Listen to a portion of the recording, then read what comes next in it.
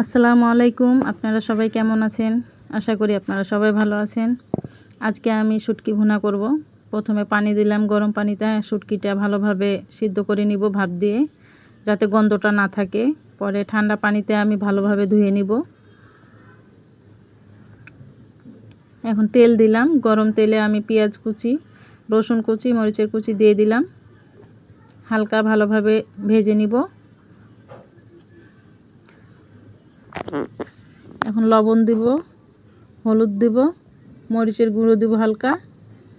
এটা ভালোভাবে নাড়ার পরে আমি এখন শুটকিটা দিয়ে দিলাম।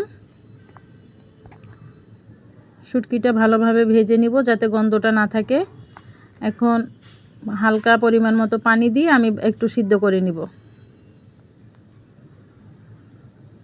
এখন জিরে গুঁড়ো দিয়ে দিলাম নামার জন্যে। আমার রান্নাটা হয়ে গেছে। আপনারা চাইলে এভাবে রান্না করতে পারেন। সবাই ভালো থাকবেন, সুস্থ থাকবেন।